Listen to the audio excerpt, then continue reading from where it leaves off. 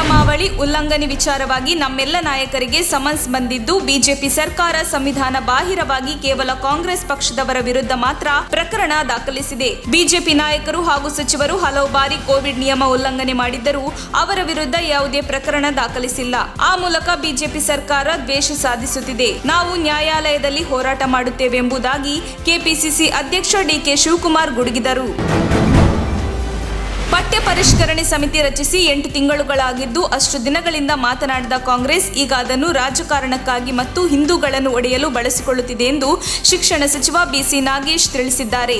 ದೇಶದಲ್ಲಿ 100 ವರ್ಷಗಳ ಇತಿಹಾಸವುಳ್ಳ ಕಾಂಗ್ರೆಸ್ ಪಕ್ಷ ಪಠ್ಯ ಪುಸ್ತಕದ ವಿಚಾರವನ್ನು ಮುಂದಿಟ್ಟುಕೊಂಡು ಇಂತಹ ಕೀಳು ಮಟ್ಟಕ್ಕಿಳಿದಿರುವುದು ಶೋಭೆ ತರುವಂತದ್ದಲ್ಲ ಎಂದು ಅವರು ಕಿಡಿಕಾರಿದ್ದಾರೆ. ಚೀನಾದ 263 ಮಂದಿಗೆ ವೀಸಾ ಕೊಡಿಸಿದ ಹಗರಣಕ್ಕೆ ಸಂಬಂಧಿಸಿದಂತೆ ಕಾಂಗ್ರೆಸ್ ಸಂಸದ ಕಾರ್ತಿ ಚಿದಂಬರಂ ಮತ್ತು ಇತರರ ವಿರುದ್ಧ ಇಡಿ ಹಣ ಅಕ್ರಮ ವರ್ಗಾವಣೆ ತಡೆ ಕಾಯ್ದೆ ಅಡಿ ಪ್ರಕರಣ ದಾಖಲಿಸಿದೆ. ಕಾರ್ತಿ ಅವರು 2011ರಲ್ಲಿ ತಮ್ಮ ತಂದೆ ಚಿದಂಬರಂ ಅವರು ಗೃಹ ಸಚಿವರಾಗಿದ್ದ ಅವಧಿಯಲ್ಲಿ ಚೀನಾದ 263 ಮಂದಿಗೆ ವೀಸಾ ಕೊಡಿಸಿದ್ದರು. ಇದರಲ್ಲಿ ಕಾರ್ತಿ ಮತ್ತು ಅವರ ಆಪ್ತ ಎಸ್ ಭಾಸ್ಕರ್ ರಮನ್ ವಿರುದ್ಧ 50 ಲಕ್ಷ ರೂಪಾಯಿ ಲಂಚ ಪಡೆಯಲಾಗಿದೆ ಎಂಬ ಆರೋಪ ಕೇಳಿಬಂದಿದೆ. ಕಪಿಲ್ ಸಿಬಲ್ ಅವರು ಬುಧವಾರ ರಾಜ್ಯಸಭೆ ಚುನಾವಣೆಗೆ ಸ್ವತಂತ್ರ ಅಭ್ಯರ್ಥಿಯಾಗಿ ನಾಮಪತ್ರ ಸಲ್ಲಿಸಿದ್ದು, ಈ ಮೂಲಕ ಕಾಂಗ್ರೆಸ್ಗೆ ಗುಡ್ ಬೈ ಹೇಳಿದ್ದಾರೆ. ಕಾಂಗ್ರೆಸ್ನ ಭಿನ್ನಮತೀಯ ಗುಂಪು G23ರಲ್ಲಿ ಪ್ರಮುಖರಾಗಿದ್ದ ಸಿಬಲ್ ಅವರು ಪಕ್ಷದ ಪುನರ್ರಚನೆಗೆ ಒತ್ತಾಯಿಸಿದ್ದರು. ರಾಜ್ಯಸಭೆಗೆ ನಾಮಪತ್ರ ಸಲ್ಲಿಸಿದ ಬಳಿಕ ಮಾತನಾಡಿದ ಅವರು, ನಾನೀಗ ಸ್ವತಂತ್ರ ಅಭ್ಯರ್ಥಿಯಾಗಿ ನಾಮಪತ್ರ ಸಲ್ಲಿಸಿದ್ದೇನೆ. ದೇಶದಲ್ಲಿ ಸದಾ ಸ್ವತಂತ್ರ ಅಭ್ಯರ್ಥಿಯಾಗಲು ಬಯಸುತ್ತೇನೆ. ನಾನು ಕಾಂಗ್ರೆಸ್ ಮುಖಂಡನಾಗಿದ್ದೆ. ಕಾಂಗ್ರೆಸ್ಗೆ ಮೇ 16ರಂದು ರಾಜೀನಾಮೆ ಸಲ್ಲಿಸಿದ್ದೇನೆ. ಕಾಂಗ್ರೆಸ್ ಪಕ್ಷದ ಕುರಿತು ನಾನು ಏನನ್ನೂ ಹೇಳುವುದಿಲ್ಲ, ಯಾವುದೇ ಮಾತನ್ನು ಆಡುವುದು ನನಗೆ ಸರಿ ಕಾಣುತ್ತಿಲ್ಲ ಎಂದಿದ್ದಾರೆ.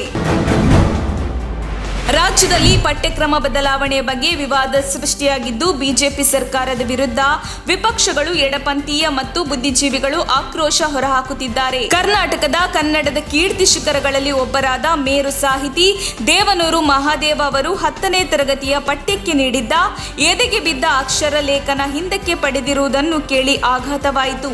ಮುಖ್ಯಮಂತ್ರಿ ಬಸವರಾಜ ಬೊಮ್ಮಾಯಿ ಅವರು ಕ್ಷಣಕಾಲವೂ ತಡಮಾಡದೆ ಮಧ್ಯಪ್ರವೇಶಿಸಿ ಬಿಕ್ಕಟ್ಟನ್ನು ಬಗೆಹರಿಸಬೇಕು ಎಂದು ಕರ್ನಾಟಕ ರಕ್ಷಣಾ ವೇದಿಕೆಯ ನಾರಾಯಣಗೌಡ ಆಗ್ರಹಿಸಿದ್ದಾರೆ. ಸಾಹಿತಿ ದೇವನೂರು ಮಹಾದೇವ ಬರಗೂರು ರಾಮಚಂದ್ರಪ್ಪ ಅವರನ್ನು ಕೆಲವರು ದಾರಿ ತಪ್ಪಿಸುತ್ತಿದ್ದಾರೆ. ಈಗಾಗಲೇ ಪಠ್ಯಪುಸ್ತಕ ಮುದ್ರಣವಾಗಿದೆ. ಮುದ್ರಣವಾದ ಮೇಲೆ ವಿರೋಧಿಸಿದರೆ ಹೇಗೆ ಎಂಬ ಸಚಿವ ಬಿಸಿ ನಾಗೇಶ್ ಹೇಳಿಕೆಗೆ ದೇವನೂರು ಮಹಾದೇವ ತಿರುಗೇಟು ನೀಡಿದ್ದಾರೆ. ನಾನು ಪ್ರಚೋದನೆಗೆ ಒಳಗಾಗಿದ್ದೀನಿ ಅಂದರೆ ಇವರು ಯಾರ ಪ್ರಚೋದನೆಗೆ ಒಳಗಾಗಿದ್ದಾರೆ? ಅವರು ನಾಗಪುರದ RSSನ ಪ್ರಭಾವಕ್ಕೆ ಒಳಗಾಗಿರುವುದು. ಮಕ್ಕಳಿಗೆ ಶೈಕ್ಷಣಿಕ ಕೊರತೆ ಉಂಟಾಗಬಾರದು, ಮೌಢ್ಯಕ್ಕೆ ಒಳಗಾಗಬಾರದು. ಅದಕ್ಕೆ ಪರ್ಯಾಯವಾಗಿ ವಾಟ್ಸಪ್, ಫೇಸ್ಬುಕ್, ಸಾಮಾಜಿಕ ಜಾಲತಾಣಗಳ ಮೂಲಕ ಸಂವಿಧಾನ ವೈಚಾರಿಕತೆ ಕೈಬಿಟ್ಟ ಪಠ್ಯಗಳ ಬಗ್ಗೆ ಕಮ್ಮಟ ಕಾರ್ಯಗಳ ಮೂಲಕ ಮನವರಿಕೆ ಮಾಡ್ತೀವಿ. ಈ ಮೂಲಕ ಪ್ರಜಾಸತ್ತಾತ್ಮಕವಾಗಿ ಗಟ್ಟಿಗೊಳಿಸುತ್ತೇವೆ ಎಂದು ದೇವನೂರು ಮಹಾದೇವಯ್ಯ ಹೇಳಿದರು. ನಿಮ್ಮ ರಾಜಕಾರಣ, ನಿಮ್ಮ ಹಿಡನ್ ಅಜೆಂಡಾಗಳಿಂದ ಶಿಕ್ಷಣ ಕ್ಷೇತ್ರವನ್ನು ಕಲುಷಿತಗೊಳಿಸಬೇಡಿ ಎಂದು ಸರ್ಕಾರಕ್ಕೆ ಮತ್ತು ಶಿಕ್ಷಣ ಸಚಿವರಿಗೆ ಮನವಿ ಮಾಡುತ್ತೇನೆ ಎಂದು HD ಕುಮಾರಸ್ವಾಮಿ ಹೇಳಿದ್ದಾರೆ. ಮೊದಲಿನಿಂದಲೂ ನಮ್ಮ ನಾಡಿನಲ್ಲಿ ಹಲವರು ಶಿಕ್ಷಣ ಕ್ಷೇತ್ರದಲ್ಲಿ ಸಾಧನೆ ಮಾಡಿದ್ದಾರೆ. ಶಿಕ್ಷಣ ಕ್ಷೇತ್ರದಲ್ಲಿ ಸಾಧನೆ ಮಾಡಿದ ಶಿಕ್ಷಕರು ರಾಷ್ಟ್ರದ ಅಧ್ಯಕ್ಷರಾಗಿ ಕೆಲಸ ಮಾಡಿರುವ ಇತಿಹಾಸವಿದೆ. ಶಿಕ್ಷಣ ಕ್ಷೇತ್ರಕ್ಕೆ ಹಲವಾರು ಮಹನೀಯರ ಕೊಡುಗೆ ಇದೆ. ಇವತ್ತು ಈ ರೀತಿಯ ಗೊಂದಲಗಳನ್ನು ಸೃಷ್ಟಿ ಮಾಡುತ್ತಿದ್ದಾರೆ. ರಾಜಕಾರಣಿಗಳು, ಸರ್ಕಾರಗಳು ಮಕ್ಕಳ ಜ್ಞಾನವನ್ನು ಉತ್ತಮವಾದ ಕಡೆ ತೆಗೆದುಕೊಂಡು ಹೋಗುತ್ತಿಲ್ಲ. ನಮ್ಮ ಮಕ್ಕಳ ಬದುಕು, ನಡವಳಿಕೆ, ಶಿಸ್ತಿನ ಮೇಲೆ ದುಷ್ಪರಿಣಾಮ ಬೀರುವ ವಾತಾವರಣ ನಿರ್ಮಾಣ ಮಾಡುತ್ತಿದ್ದಾರೆ ಎಂಬ ಆತಂಕಗಳು ಪೋಷಕರ ಮೇಲೆ ಬರಬಾರದು ಎಂದು ಅವರು ಹೇಳಿದ್ದಾರೆ. ಮಹಿಳಾ ಸಬಲೀಕರಣ ಬಗ್ಗೆ ಉದ್ದುದ್ದ ಭಾಷಣ ಮಾಡುವ ಕಾಂಗ್ರೆಸ್ ನಾಯಕರು ಒಬ್ಬ ಮಹಿಳಾ ಅಭ್ಯರ್ಥಿಯನ್ನು ಪರಿಷತ್ತಿಗೆ ಆಯ್ಕೆ ಮಾಡಿಲ್ಲ. ಮಹಿಳಾ ಸಬಲೀಕರಣ ಬರೀ ಭಾಷಣಕ್ಕೆ ಸೀಮಿತವೇ ಎಂದು ಬಿಜೆಪಿ ಪ್ರಶ್ನಿಸಿದೆ.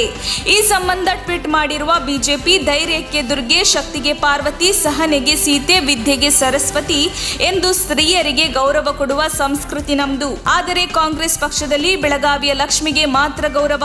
ಇದು ಮಹಿಳಾ ಸಬಲೀಕರಣ ವಿಚಾರಕ್ಕೆ ಕಾಂಗ್ರೆಸ್ ಮಾಡುತ್ತಿರುವ ಅವಮಾನವಲ್ಲದೆ ಮತ್ತೇನು ಎಂದಿದೆ.